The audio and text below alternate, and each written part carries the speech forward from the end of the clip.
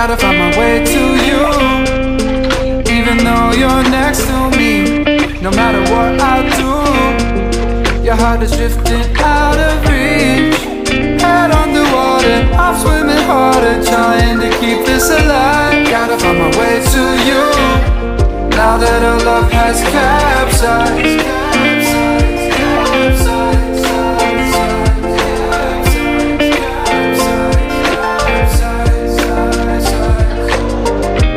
Gotta find my way to you, no matter what I do.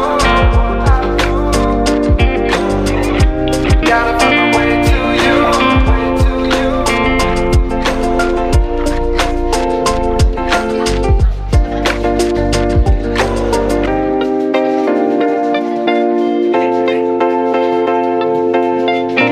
Gotta find my way to you, even though you're next to me. No matter what I do, your heart is drifting out of reach. Head underwater, I'm swimming harder, trying to keep this alive. Gotta find my way to you, even though you're next to me. No matter what I do, your heart is drifting out of reach. Head underwater, I'm swimming harder, trying to keep this alive. Gotta find my way to you.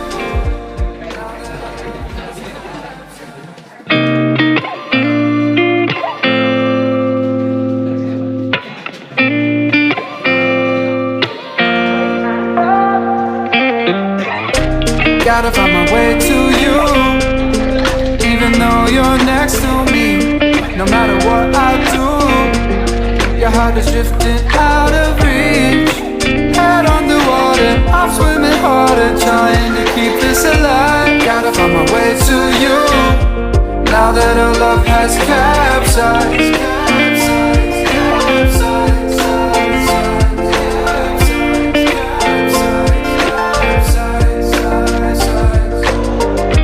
Gotta find my way to you, no matter what I do. Gotta find my way to you.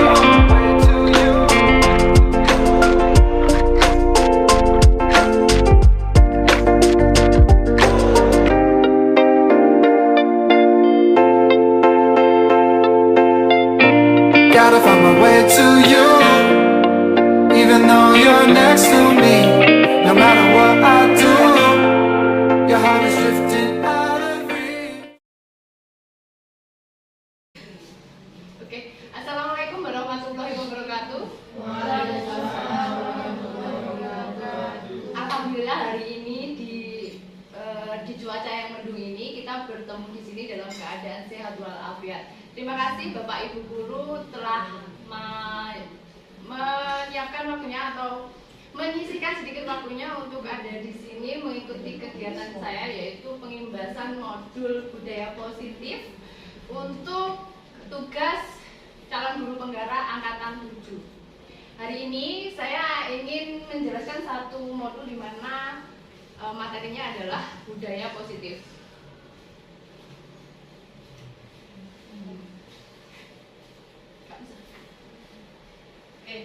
Latar belakang dari kegiatan ini adalah saya bukannya ingin menunjukkan bahwa saya lebih bisa, tapi di sini saya hanya ingin kita diskusi, sharing dan berbagi pengalaman mengenai budaya positif. Jadi di sekolah kita agar pembelajaran itu berjalan dengan baik, kita harus menerapkan budaya positif.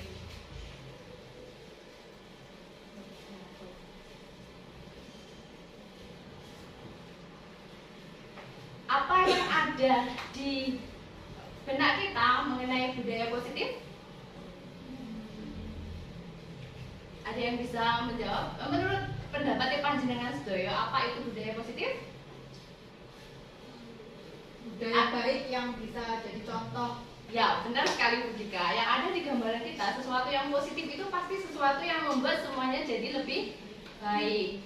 Sekarang kita jadikan satu pemikiran saja ya, atau kita menjadi satu. Budaya positif di sekolah adalah nilai-nilai dan kebiasaan-kebiasaan di sekolah yang berpihak pada peserta didik agar mereka dapat berkembang menjadi pribadi yang kritis, penuh hormat dan tanggung jawab. Jadi, kenapa kita perlu mengimplementasikan budaya positif di sekolah agar murid atau siswa kita dapat berkembang dan mampu mengeluarkan semua pikiran positif mereka, menjadi pribadi yang lebih bertanggung jawab dan berpikir kritis. Selanjutnya, kita harus memahami tentang perubahan paradigma yang terjadi di sekolah. Perbedaan cara pengajaran zaman dahulu dan zaman sekarang.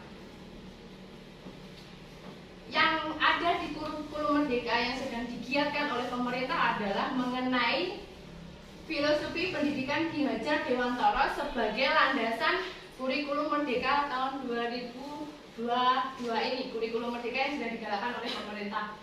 Yaitu filosofi pendidikan yang harus kita ketahui adalah anak lahir di dunia memiliki bakat dan minat masing-masing. Jadi kita harus memahami bahwa setiap murid kita mempunyai bakat dan minat masing-masing. Kemudian guru adalah pamong yang bertugas menuntun anak sesuai dengan bakat agar tumbuh dan berkembang dengan baik. Guru itu bukan tukang perintah, tapi guru adalah pamong. Pamong itu artinya seseorang yang menuntun bakat anak tersebut agar dia tidak tertekan, agar berkembang sesuai apa yang mereka miliki. Yang selanjutnya, guru itu dalam filosofi pendidikan Ki Hajar Dewantara diibaratkan sebagai petani dan anak-anak itu sebagai biji-bijiannya. Ketika kita menanam biji-bijian dari sekian itu, pasti ada yang tumbuh dengan baik, ada yang tidak, ada yang berkembang dengan baik, ada yang mati. Nah, disitulah kita sebagai pamong hanya menuntun mereka agar berkembang sesuai bakatnya. Kita tidak bisa memaksa mereka harus pintar matematika atau harus pintar bahasa Inggris atau pintar pelajaran yang lain. Yang terpenting adalah mereka berkembang sesuai dengan bakat dan minat mereka masing-masing. Kemudian yang dibawa anak adalah anak akan berkembang sesuai kodrat alam dan kodrat zaman. Jadi kodrat alam itu semua yang mereka bawa dari rumah seperti lingkungan, terus keluarga, sifat dari dirinya sendiri itu akan yang disebut kodrat alam, dan kodrat zaman itu yang berkembang seperti teknologi dan sebagainya. Selanjutnya, yang harus kita lakukan adalah pembelajaran yang berpihak pada anak. Coba kita tanya pada diri kita sendiri, apakah kita sudah memberikan pembelajaran atau menuntun mereka berpihak pada anak? Pasti di antara kita sudah ada yang melakukan, tapi kita tidak menyadarinya. Perubahan paradigmanya adalah untuk menciptakan budaya positif, kembali lagi ke budaya positif ya, perlu tersedia sebuah lingkungan yang positif di sekolah seperti keadaan aman, tenang, nyaman, supaya murid-murid berpikir, berimajinasi, dan mencipta dengan merdeka, mandiri, serta bertanggung jawab tanpa adanya rasa khawatir dan tertekan. Budaya positif berkaitan pula dengan disiplin. Disiplin yang berkaitan dengan kontrol diri. Jadi intinya budaya positif itu hubungannya dengan disiplin positif, dan kemudian itu berasal dari kontrol diri dari guru dalam menghadapi siswa. Sebelumnya kita harus mengetahui dulu paradigma teori kontrol. Menurut Dr. William Fraser dalam kontrol teori, untuk menurunkan miskonsepsi atau kesalahpahaman tentang kontrol, kita tuh selalu berpikir bahwa guru bisa mengontrol murid. Yang kedua, kritik membuat orang merasa bersalah dapat membuat kritik dapat membuat orang merasa bersalah itu dapat mengembangkan siswa. Yang selanjutnya, orang dewasa memiliki hak untuk memaksa.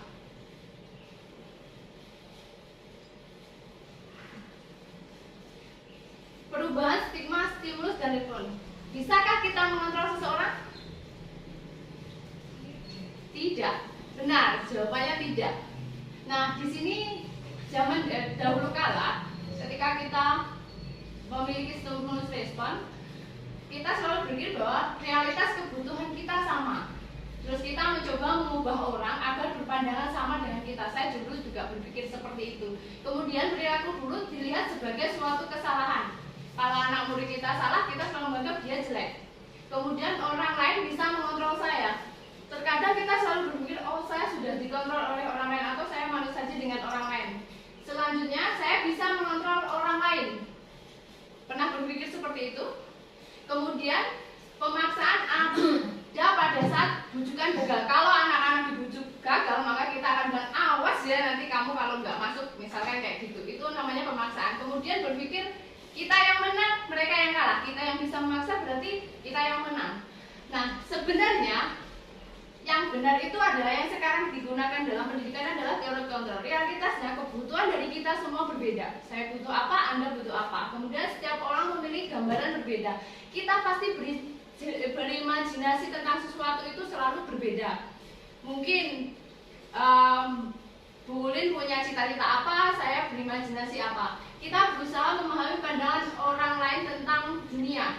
Jadi sekarang dalam teori kontrol itu kita sebagai guru itu harus memahami bahwa setiap anak memahami pandangannya berbeda. Jadi kita harus berusaha memahami mereka. Selanjutnya, semua perilaku memiliki tujuan. Apapun yang dilakukan anak itu pasti memiliki tujuan tertentu, baik itu yang positif maupun yang negatif. Kemudian hanya Anda yang bisa mengontrol diri Anda. Kemarin sebelum saya ikut CGP mungkin saya nggak berpikir seperti itu, tapi saya sudah menerapkan dan ternyata benar. Yang bisa mengontrol diri kita bukan orang lain, tapi diri kita. Apakah kita mau ikut orang lain atau tidak itu adalah terdapat di dalam diri kita dan niat kita. Selanjutnya, kolaborasi dan konsensus menciptakan pilihan-pilihan baru.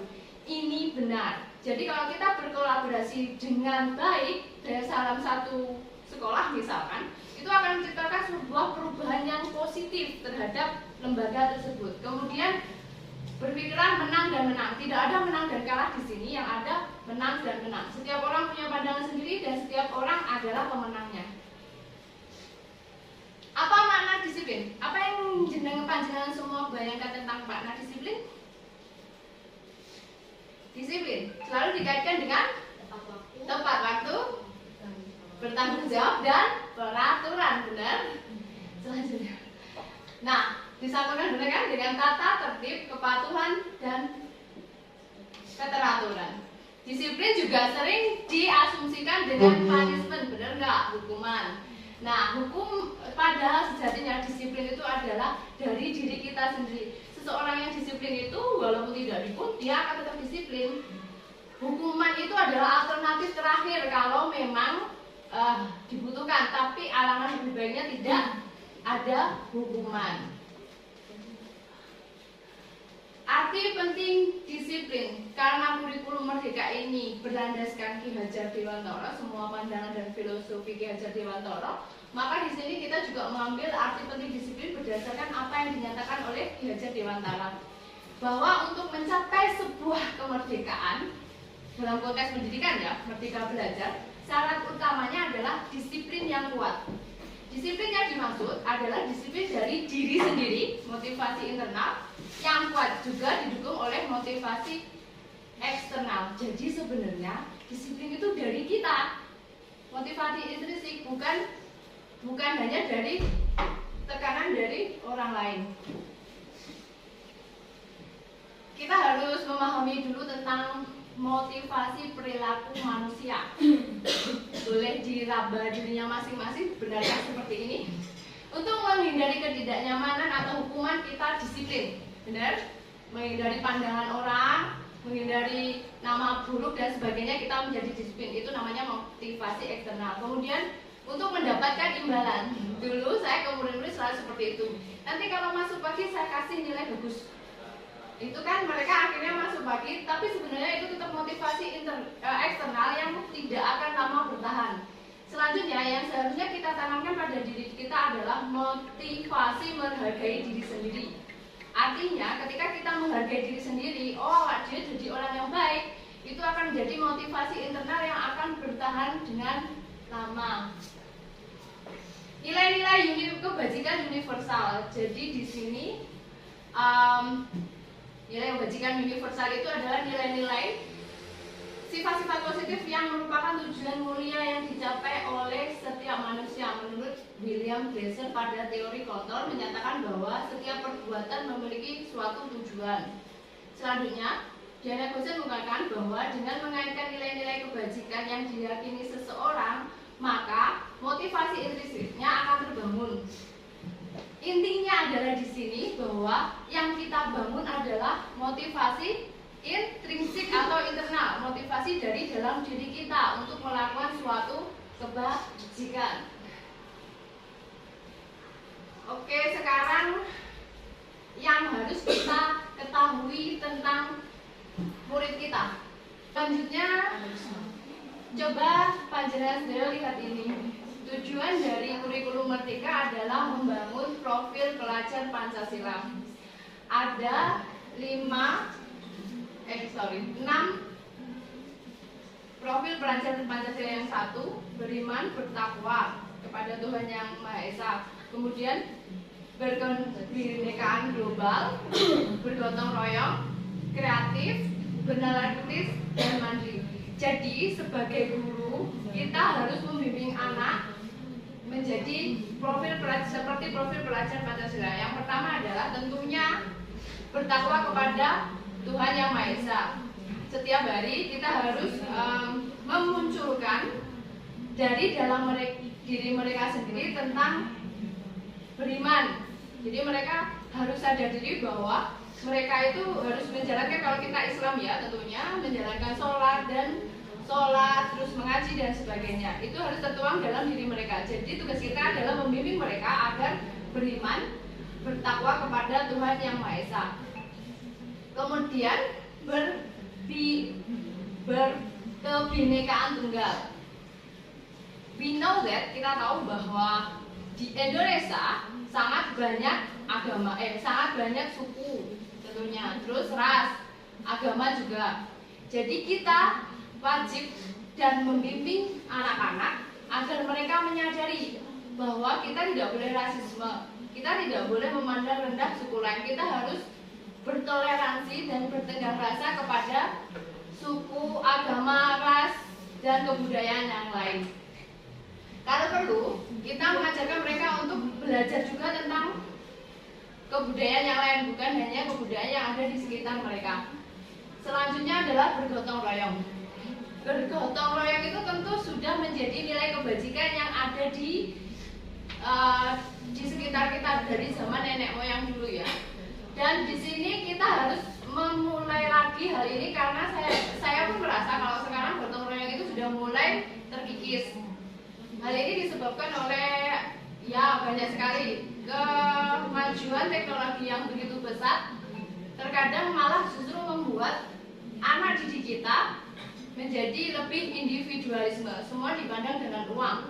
Tidak seperti kita zaman dahulu masih kecil, orang-orang mungkin banyak yang bergotong royong untuk membuat sesuatu, bergotong royong untuk membersihkan jalan misalnya. Hal-hal seperti itu sekarang sudah mulai hilang dari lingkungan kita. Dan semuanya digantikan dengan uang misalkan. Oh saya nggak hadir, saya kasih uang saja. Atau saya nggak hadir, saya kasih makanan saja.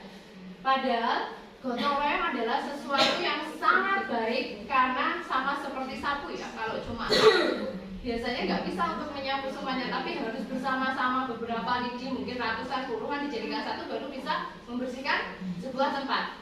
Nah sama seperti itu. Untuk itu kita sebagai guru harus selalu mencoba membimbing anak-anak mempunyai jiwa gotong royong. Bisa dimulai dengan misalkan ini untuk para bapak ibu wali kelas ya, mengevaluasi dan membimbing anak-anak untuk piket pagi. Yang saya ketahui di sekolah kita piket pagi hanya dilaksanakan anak itu saja. Hampir setiap paginya kayak gitu. Jadi kita bisa membimbing anak-anak atau memberikan mereka motivasi dan pemahaman bahwa kita harus bergotong royong membersihkan kelas secara bersama-sama. Selanjutnya nilai yang ketiga adalah kreatif. Keempat ya, yang keempat adalah kreatif. Pasti kita sering kalau anak kita kreatif. Untuk itu kita bisa menstimulus mereka dan memberikan pancingan-pancingan agar mereka kreatif. Misalkan, bukan hanya kalau kita ngajar bukan hanya disuruh nulis di papan gitu, tapi dikasihlah materi agar mereka kreatif mengembangkan sendiri. Contohnya yang paling mudah sebenarnya memang bahasa Inggris sih. Bahasa Inggris dikasih gambar, suruh mengerjakan sendiri bisa. Saya kurang tahu dengan materi yang lain, tapi saya yakin semuanya bisa. Misalkan seperti Bu Afika tadi memberikan mereka satu challenge untuk presentasi ya, Bu Afika, maka itu juga membuat mereka lebih kreatif karena mereka akan maju terus mempersiapkan semuanya secara sendiri tanpa bantuan dari gurunya, sehingga mereka berjiwa kritisnya keluar. dan kreatifnya keluar. Kemudian selanjutnya bernalar kritis. Bernalar kritis itu sekarang sangat susah ditemukan di kelas. Contohnya ya, kita sebagai guru masuk kelas terus kemudian jangankan guru, jangankan murid ya, guru saja bernalar kritisnya sekarang kurang. Contohnya, kita dikasih materi banyak, kemudian kita tanya, ada pertanyaan? Jawabannya adalah tidak. Nah, itu adalah salah satu contoh di mana bernalar kritis itu sangat kurang bagi siswa-siswi kita. Untuk itu, kita harus tahu bagaimana cara untuk memunculkan bernalar kritis mereka dengan memberikan metode-metode atau strategi pembelajaran yang bagus. Selanjutnya adalah mandiri. Apakah siswa-siswa kita sudah mandiri? Belum. Ini dibuktikan dengan kalau tidak disuruh membersihkan kelas, tidak dibersihkan. Benar? Kalau tidak disuruh berangkat pagi, berangkatnya siang. Selanjutnya sudah. Itu adalah 6 profil pelajar Pancasila. Sekarang yang selanjutnya adalah ini yang sering kita lakukan. Teori, motivasi, hukuman, dan penghargaan. Teori motivasi perilaku manusia. Ini tadi sudah ya. Coba pikirkan. Pernahkah Anda berada yang tadi? Tadi sudah ya. Kita bahas lagi saja. Coba pikirkan, pernahkah Anda berada dalam situasi di mana Anda sengaja melakukan sesuatu yang menyakitkan bagi Anda, bahkan bertabrakan dengan penghargaan orang lain? Jadi kalian tuh jadi panjenengan semua itu melakukan sesuatu yang sebenarnya bagi orang lain itu tidak baik. Pernah? Tapi itu muncul dari diri kita sendiri. Pernah? Orang lain menganggapnya gini, itu jelek dan sebagainya, tapi kita tetap melakukan. Pernah? Nah, itulah yang disebut motivasi intrinsik ya. Mengapa kita melakukannya? Karena motivasinya keluar dari diri sendiri. Kita nggak peduli dengan orang lain, kita nggak peduli pandangan orang lain. Itu yang disebut motivasi intrinsik. Walaupun itu bertentangan dengan apa yang dilakukan kebanyakan orang. Selanjutnya, contoh kasusnya ya.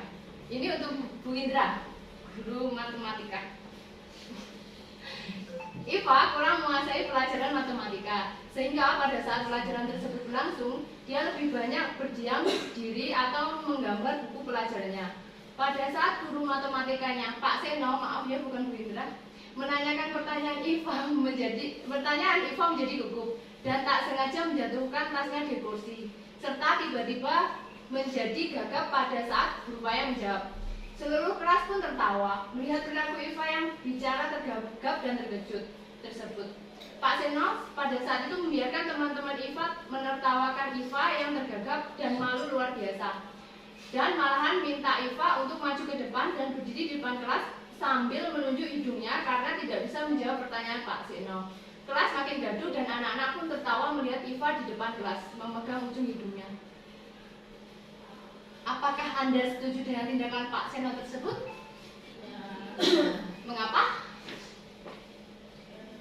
Karena masa dihukum di depan kelas kan kasihan anaknya.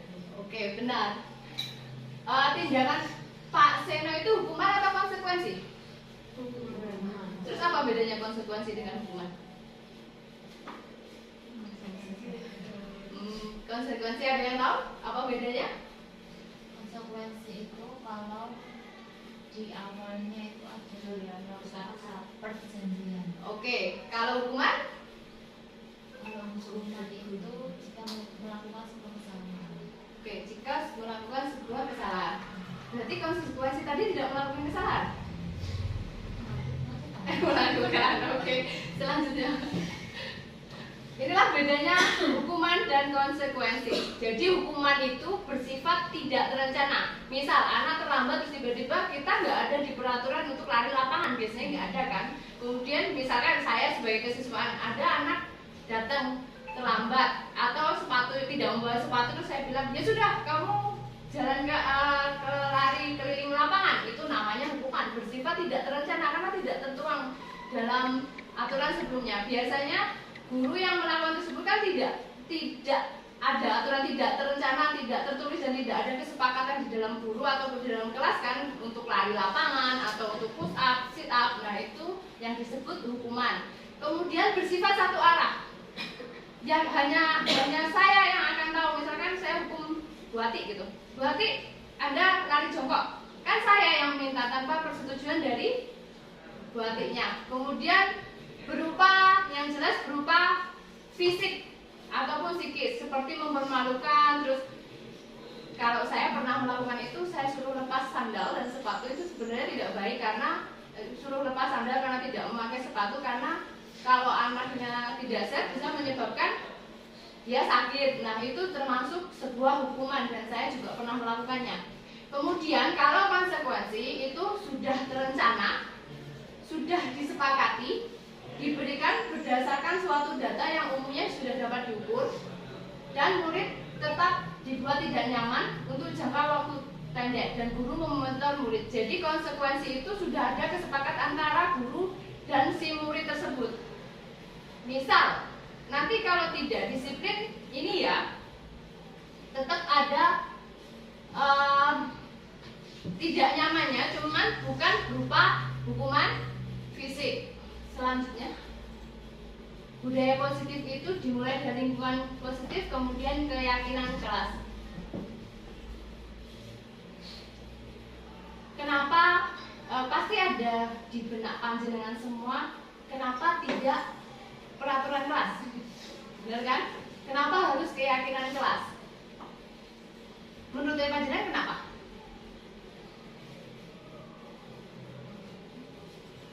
Kenapa? Kan saya juga pernah bilang, kenapa sih, kan sama aja dengan peraturan kelas gitu. Kenapa harus kata-katanya keyakinan kelas? Karena dia akan jadi keyakinannya anak-anak, jadi tertanam dalam dirinya. Benar sekali Bu Tika. Bu Tika sudah mengerti ternyata ya. Jadi kita benar-benar bisa diskusi ya hari ini. Peraturan itu misalkan kita harus menggunakan helm ketika kita mengendarai sepeda motor. Jadi kita menggunakan helm itu karena apa?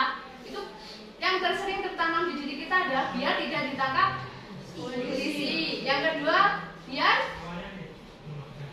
aman. Biar aman. Terus biar aman. Nah, sebenarnya seandainya saya juga pernah mengalami sih, kalau sini sampai pasar tulang saja saya tidak pakai. Kenapa? Karena itu adalah sebuah peraturan. Kalau ada polisinya, kalau kita didenda, kalau kita mendapatkan sesuatu yang tidak enak, itu kita nggak pakai. Kita merasa oh oke deh. Tapi setelah kemarin ada yang kecelakaan yang berakibat fatal itu, saya jujur saya takut. Jadinya saya berusaha untuk memakai helm, walaupun nanti ke sini saya nggak tahu kalau ke pasar tulaan itu pakai helm apa enggak karena terlalu dekat ya. Yang kedua, misal kita harus datang on time mengikuti sebuah diklat. Kenapa harus on time? Pernah satu kali ada diklat di SMK Ngadirojo, saya ingat sekali, dan di situ kita harus berangkat jam 6 pagi. Kenapa? Karena waktu itu saya sendiri ya, karena pengawasnya datang ketika jam 6. Makanya saya datang bukan karena saya datang tidak terlambat waktu itu, bukan karena dari diri saya sendiri ingin on time, tapi karena tak malu dan takut ditegur oleh pengawasnya. Untuk memunculkan motivasi intrinsik, maka keyakinan dalam diri lebih menggerakkan seseorang daripada sebuah peraturan. Itu adalah arti dari keyakinan kelas. Nah, ini dia. Kita samakan persepsinya ya, apa itu keyakinan kelas. Jadi keyakinan adalah nilai-nilai kebajikan atau prinsip universal yang disepakati bersama secara universal, lepas dari latar belakang suku, agama, negara maupun bahasa.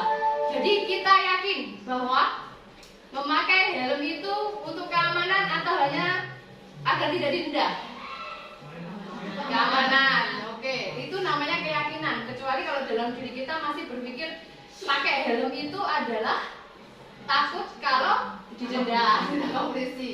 Kemudian ini menurut seorang ilmuwan di tahun 1998, suatu keyakinan akan lebih memotivasi seseorang dari dalam, yaitu intrinsik. Seseorang akan lebih bersemangat untuk menjalankan keyakinannya daripada mengikuti serangkaian peraturan. Benar atau tidak? Benar kan?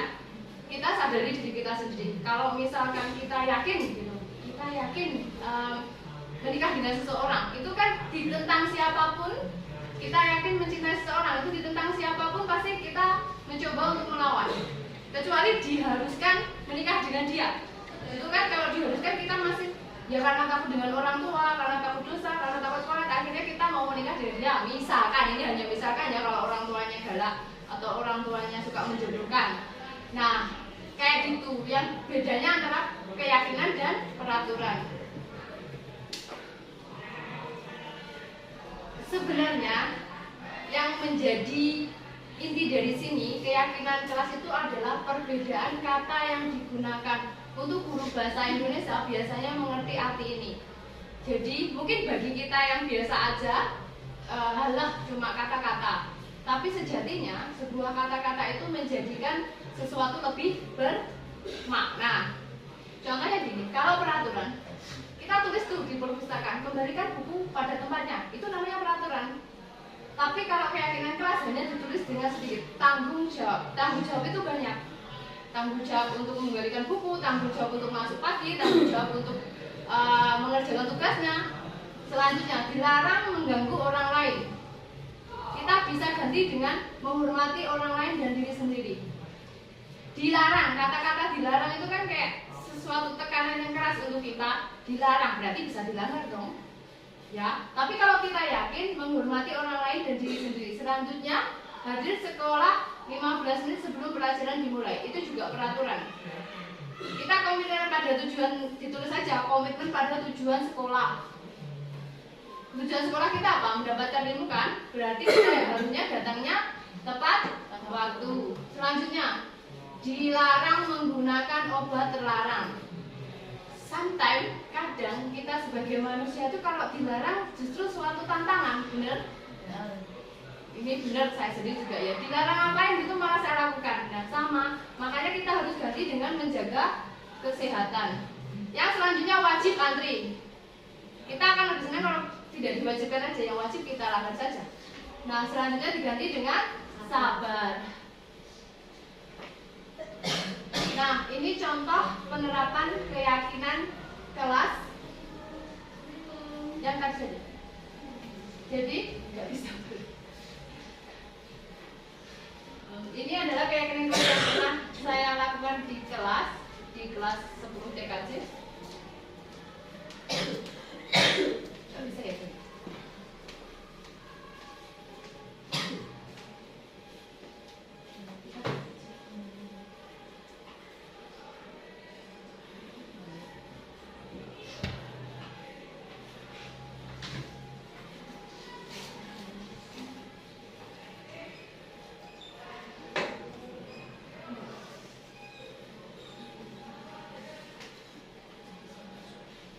Oke, ini adalah contoh keyakinan atau bagaimana cara kita membuat budaya positif di sekolah. Yang pertama dimulai dengan membuat keyakinan kelas. Sudahkah Bapak Ibu guru membuat keyakinan kelas di mata pelajarannya masing-masing? Kalau keyakinan kelas belum. Kalau kesepakatan kelas sudah. Ya, hampir sama saja. Kesepakatan kelas dan keyakinan kelas. Saya juga membuatnya setelah ikut CEP sebenarnya. Dulunya juga enggak. Dulunya cuma seperti kesepakatannya, misalkan ini untuk kelas 10 TBSM 1, siapa yang terlambat lebih dari setengah jam harus membayar denda 1.000. Itu di kelas TBSM 1. Kayak begitu. Itu dulu. Nah, sekarang saya coba untuk melaksanakan penerapan keyakinan kelas di kelas 10 TKJ. Jadi pertama yang harus kita lakukan adalah memberikan contoh-contoh kata-kata kepada mereka atau memberikan pengertian kepada mereka. Apa itu keyakinan kelas dulu? Anak-anak tentu akan susah kalau ayo kita buat keyakinan kelas. Tentu mereka akan apa itu keyakinan kelas. Nah sebelumnya langkah pertamanya adalah kita memberikan pengertian tentang keyakinan kelas. Apa itu keyakinan kelas? Memberikan pengertian kepada mereka bahwa ini yang harus diyakini di kelas mereka. Kemudian selanjutnya memberikan mereka batasan kata-kata. Kalau kita kasihkan semuanya misalkan kertas terus kemudian kita bagikan, mereka akan tulis seenaknya. Untuk itu kita pilihkan beberapa kata, misalkan disiplin, apalagi tadi disiplin, tanggung jawab, yang pendek-pendek saja, singkat-singkat tapi bermakna. Kemudian selanjutnya ya untuk membuat lebih menarik biasanya kita kasih kertas berwarna-warni. Kemudian mereka memilih kata-kata tersebut, dituliskan.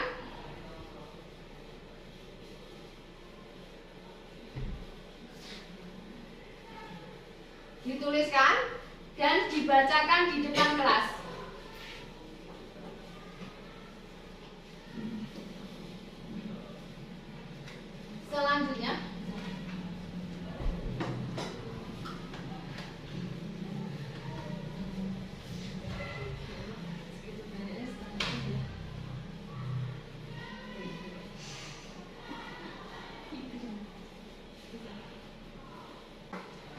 Selanjutnya lebih menariknya tentu dipasang, ditempel-tempel, terus dipasang di kelas masing-masing.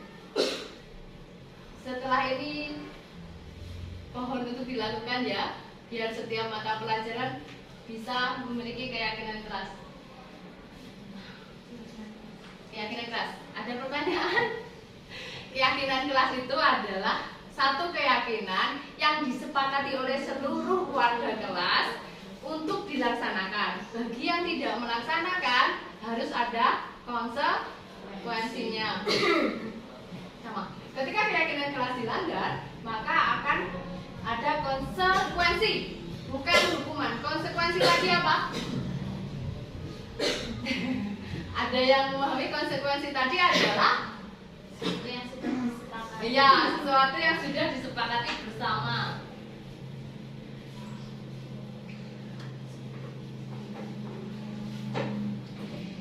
Sebelum memahami hukuman dan konsekuensi lebih lanjut, maka kita harus memahami dulu kebutuhan dasar manusia. Jadi, kita sebagai manusia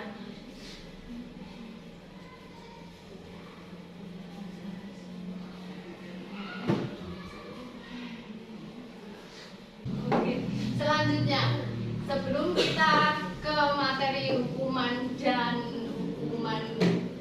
konsekuensi, maka kita harus memahami dulu kebutuhan dasar manusia.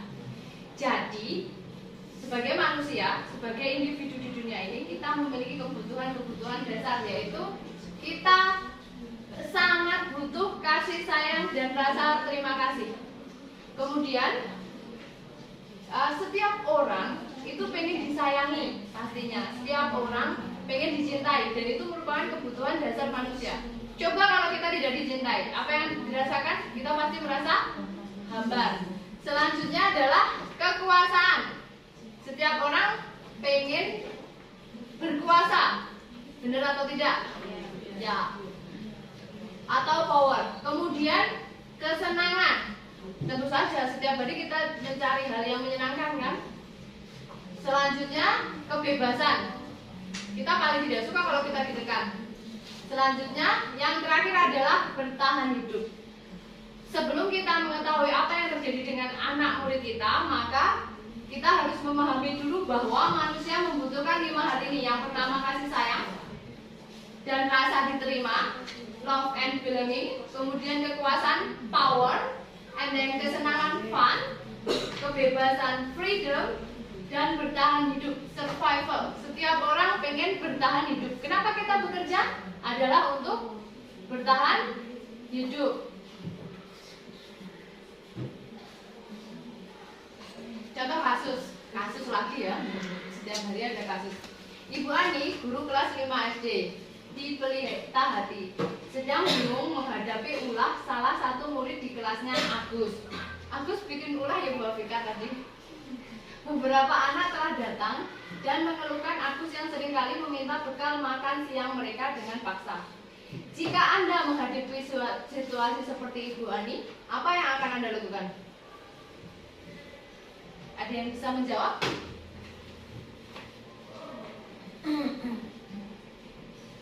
Kalau kita menjadi Bu Ani, apa yang akan kita lakukan?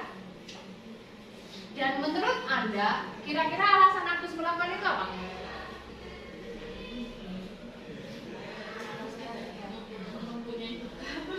Tidak mempunyai bekal, karena itu mengganggu bekal temannya ya. Oke.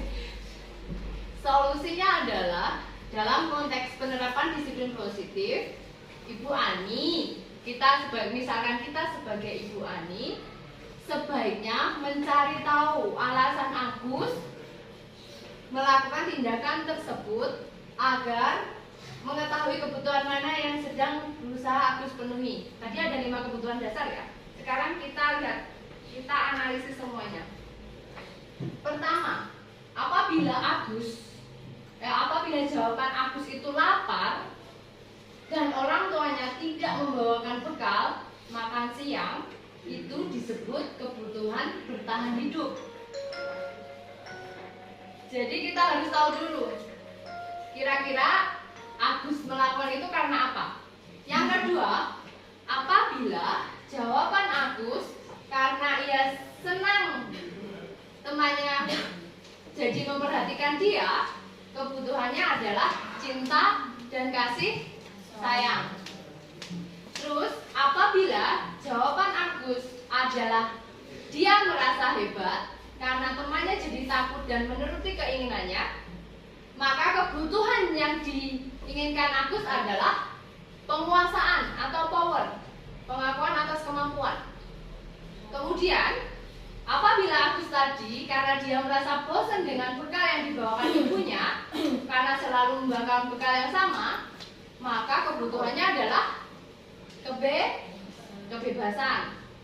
Dan apabila jawaban Agus adalah karena iseng saja dan dia menikmati ekspresi wajah temannya yang kesal karena diambil makanannya, maka kebutuhannya adalah kesenangan. Di sini kita sebagai guru ketika menghadapi kasus seperti ini harus mencari tahu dulu latar belakangnya, bukan langsung menghukum atau menjustifikasi bahwa Agus itu nakal, walaupun sebenarnya dalam pikiran kita tentu berpikir bahwa Agus itu memang nakal. Tapi tidak ada seseorang yang tidak punya tujuan dalam melakukan sesuatu. Contohnya kita sendiri, misalkan kita bolos tidak masuk kerja, itu pasti ada tujuannya ya. Misalkan pengen istirahat atau misalkan sumpah dan sebagainya. Sama seperti yang dilakukan murid kita. Ketika mereka melakukan kesalahan atau mereka melakukan sesuatu yang berbeda dengan temannya, kita pastikan dulu, solusinya adalah kita pastikan dulu apa yang menjadi penyebab atau alasan Agus melakukan hal tersebut atau siswa kita melakukan hal tersebut. Baru kemudian kita mengambil tindakan. Dan di sini yang sebenarnya ingin saya sampaikan, yang harus disampaikan kepada Bapak Ibu guru adalah ketika seorang anak melakukan kesalahan, maka tindakan yang diambil adalah restitusi. Sudah pernah dengar? Belum? Sudah. Ya. Tapi sebelum kita menjelaskan tentang restitusi itu adalah tindakan yang diambil ketika anak berbuat masalah. Maka kita harus pahami dulu mengenai posisi kontrol kita di sekolah. Yang pertama, ada 5 jenis guru atau 5 jenis, ada 5 klasifikasi atau tipe guru yang ada di sekolah dan saya terutama itu sudah pernah melakukannya. Yang pertama adalah guru penghukum. Ketika ada anak telat gitu ketemu guru ini, biasanya dia langsung menghukum anak itu tanpa meminta penjelasan. Tindakan yang dilakukan adalah memarahi, mengkritik, menyakiti, melakukan tindakan kekerasan. Ketika kita sekolah dulu sudah pernah dihukum? Pernah? Pernah. Berarti kita tidak pernah jadi anak tidak baik-baik ya karena dihukum. Guru zaman dulu itu lebih sering menggunakan hukuman memang. Dan biasanya hukuman itu cenderung sebuah kekerasan. Bahkan mungkin sampai sekarang masih ada guru yang seperti ini, termasuk saya pernah melakukan juga, yaitu memarahi, mengkritik, menyakiti, melakukan tindakan kekerasan. Perkataannya biasanya, kalau kamu tidak patuh sama saya, misalnya kalau kamu tidak patuh sama saya, maka bapak ibu akan pukul, atau bapak ibu silakan sekalian lompat 1 kaki misalkan. Kalau tidak masuk kelas, akibatnya saya pelajari adalah akan ada dendam. Benar? Nah, ini termasuk guru penghukum. Jadi akibatnya murid tidak peduli dengan gurunya atau tugas sekolahnya. Kadang-kadang kalau kita bertemu dengan murid yang lebih nakal gitu, biasanya mereka justru akan melanggar peraturan yang berulang. Peraturannya justru dilanggar, seperti mengerjai gurunya, seperti itu. Nah, karena hal ini terjadi karena mereka patuh kepada kita karena motivasi eksplisit, karena dihukum tadi. Selanjutnya adalah guru membuat rasa bersalah. Pernah melakukan ini? Membuat murid merasa bersalah? Misalkan mendiamkan. Pernah mendiamkan murid?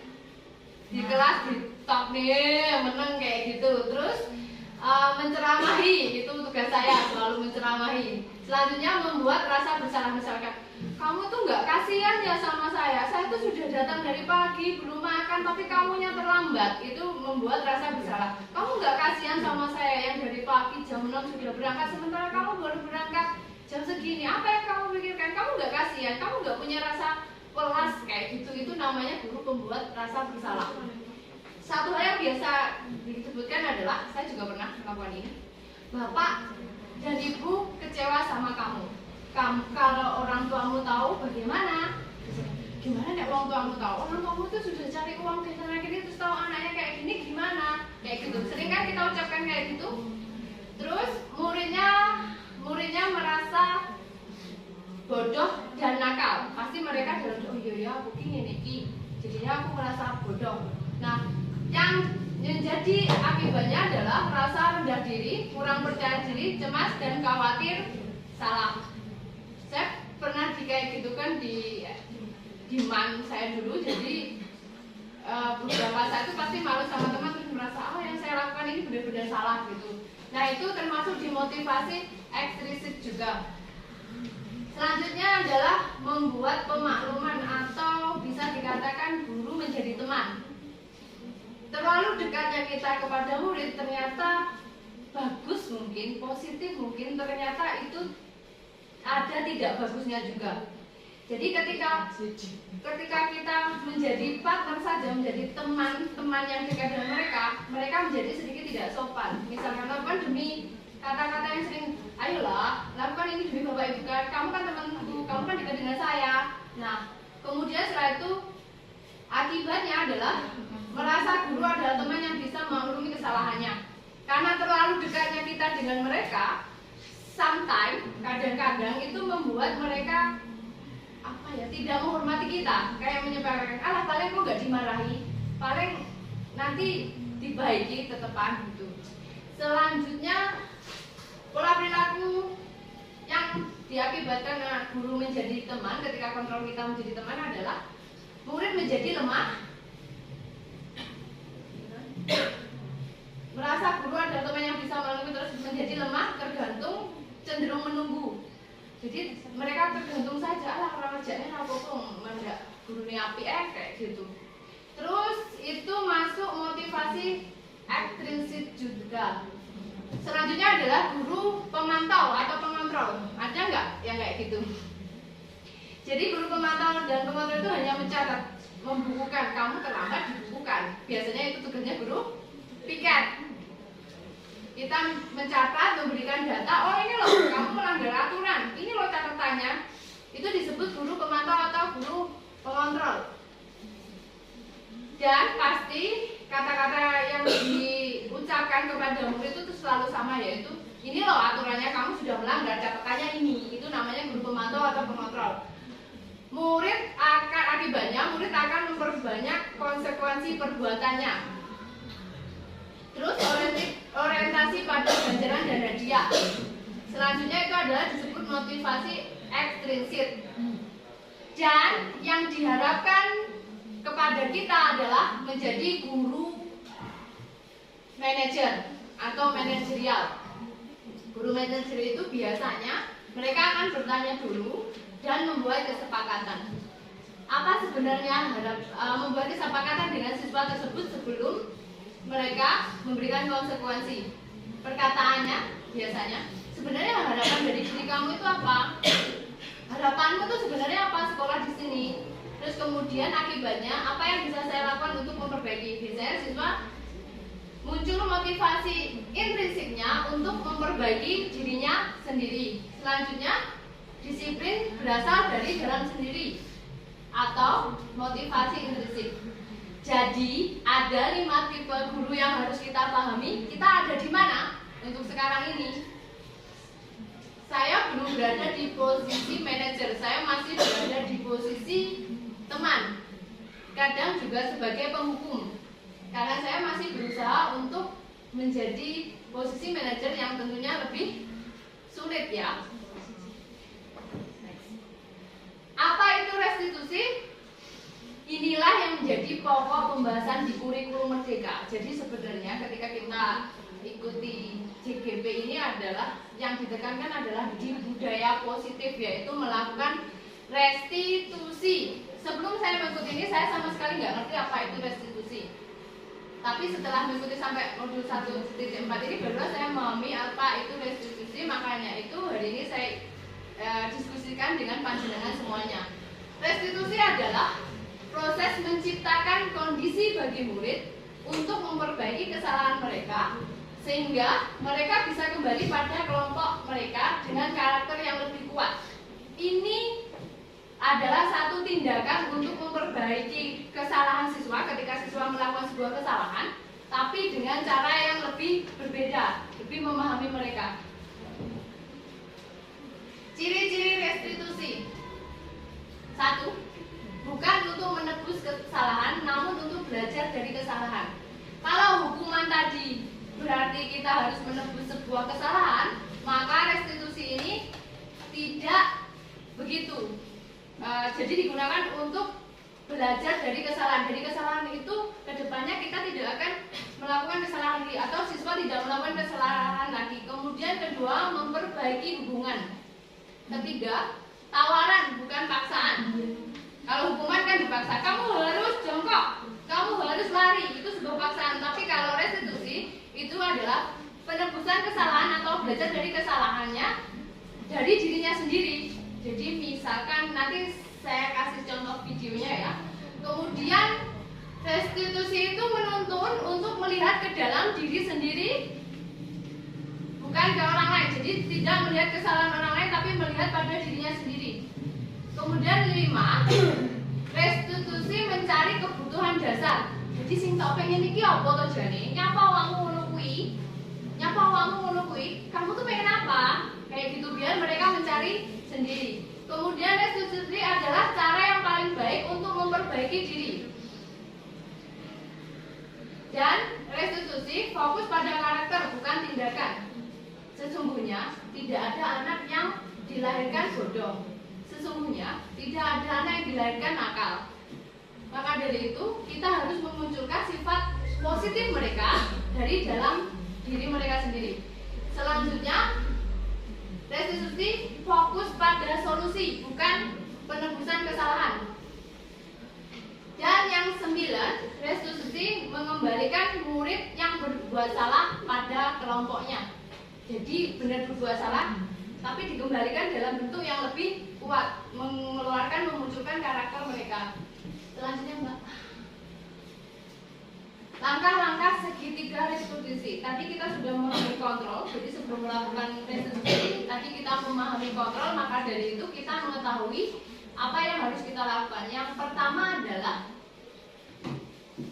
validasi, yang menstabilkan identitas, validasi kebutuhan dulu. Jadi yang pertama kita lakukan adalah membawa anak itu ke suatu tempat, kita kasih pertanyaan. Langkah pertamanya adalah kamu tentu punya alasan mengapa melakukan itu. Tanya ke anaknya, kamu melakukan ini karena apa? Alasan kamu apa? Kemudian setelah mereka menyampaikan apa yang mereka keluhkan dalam dirinya, kemudian kita bertanya, adakah cara yang lebih efektif untuk mendapatkan yang kamu butuhkan? Kan tidak harus kayak gitu, kamu bisa kan melakukan yang lain. Kira-kira itu apa? Jadi mereka yang menjawab sendiri, kita memberikan pertanyaan. Setelah itu mengembalikan identitas. Kita tetap tidak menyalahkan mereka. Setelah kita tahu apa alasan mereka, maka kita bicara sama mereka, setiap orang itu pasti melakukan hal yang sama kalau ada di posisi kamu. Jadi menstabilkan identitas, jadi tidak menyalahkan mereka. Selanjutnya, kamu tuh bukan satu-satunya yang melakukan ini, saya juga pernah kayak gitu. Jadi mereka tuh nggak langsung down, tapi tetap merasa saya masih dianggap gitu. Nah, yang selanjutnya adalah nilai-nilai apa yang telah kita sepakati. Jadi kita kembalikan lagi ke keyakinan yang sudah kita buat. Jadi yang kamu lakukan itu salah kan? Apakah itu sama dengan yang kita sepakati kemarin? Nah, kemudian selanjutnya, setelah kamu tahu apa yang terjadi menjadi kesepakatan kita kemarin, menurut kamu yang jadi orang yang seperti apa? Seperti itu. Itu cara menyelesaikan apabila murid kita atau siswa kita melakukan sebuah kesalahan. Jadi tidak langsung sekonyong-konyong ada murid salah dihukum. Untuk yang sekarang itu kita harus melaksanakan segitiga restitusi agar kita membuat mereka itu tidak down, tidak merasa bodoh, tidak merasa benci, tidak merasa dendam. Karena ketika psikologi mereka berubah negatif, yang dihasilkan oleh mereka juga negatif. Bukannya mereka patuh ke sesuatu itu karena diri mereka, karena motivasi intrinsik mereka, tapi karena mereka takut dengan apa yang kita kasihkan atau yang kita berikan. Ini saya tampilkan beberapa contoh cara melakukan restitusi ya.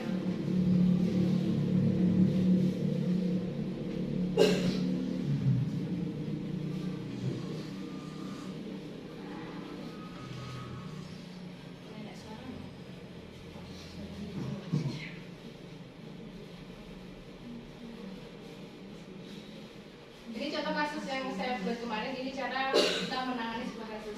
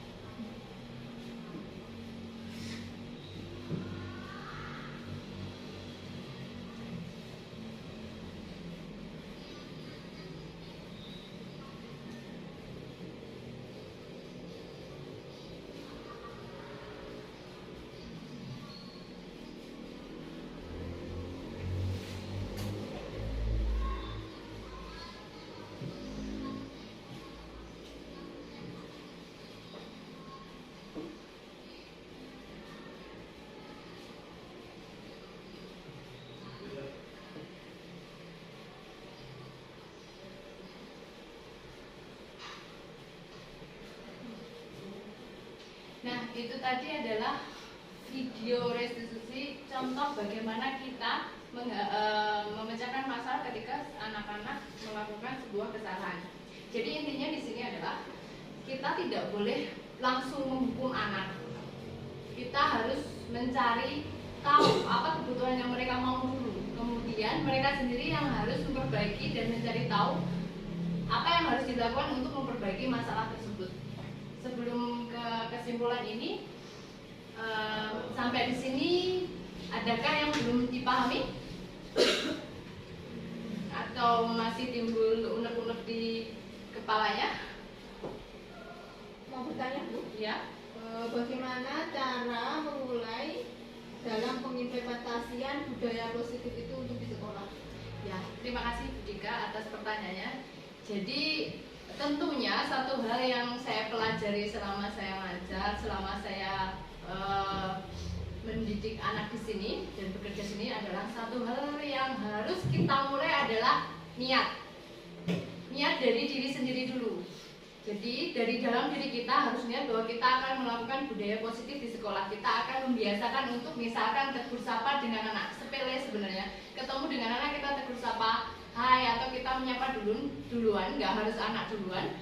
Itu juga sudah menjadi hal yang bisa kita lakukan pertama kali. Jadi niat dulu, diniati dulu dari hati. Karena kalau sudah ada niat, tentunya tinggal nunggu kesempatan kan.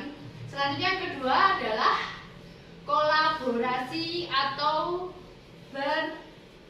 bersama-sama dengan teman-teman rekan sejawat, semua warga sekolah di sini untuk melakukan budaya positif.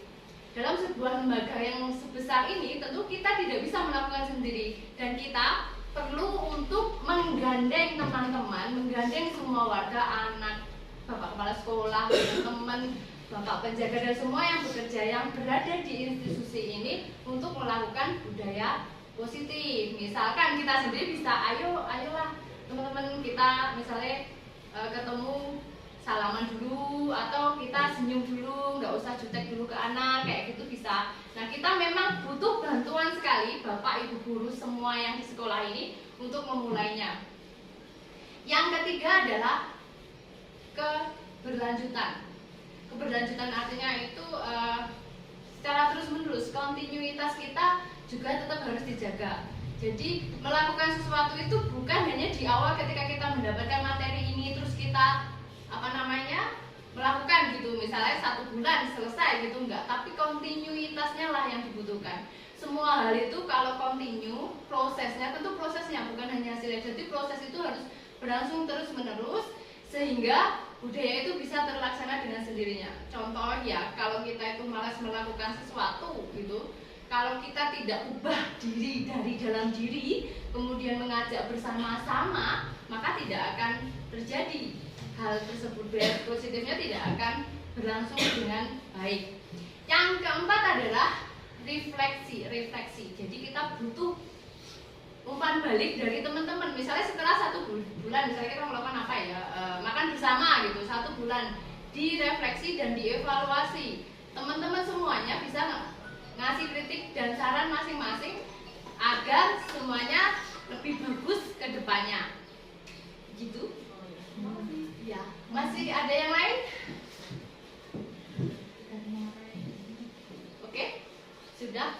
Baiklah Bapak Ibu Guru, hari ini kesimpulan yang bisa kita ambil adalah menciptakan budaya positif sangat penting dalam rangka membentuk kepribadian siswa yang bertanggung jawab dan berbudi pekerti luhur. Jadi yang perlu kita tekankan di sini adalah kesimpulannya, kita harus menjalankan atau mulai mengimplementasikan budaya positif di sekolah kita.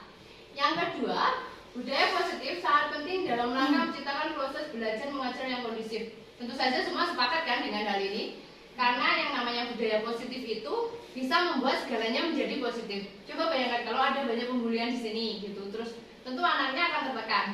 Atau kalau kita hanya ke anak-anak tidak baik, atau kita ke anak-anaknya tidak merangkul gitu, tentu anak-anak juga merasa tidak nyaman sekolah di sini dan akhirnya mereka tidak bisa mengembangkan imajinasi dan berpikir kritisnya. Yang selanjutnya adalah motivasi intrinsik menjadi modal utama dalam menciptakan budaya positif.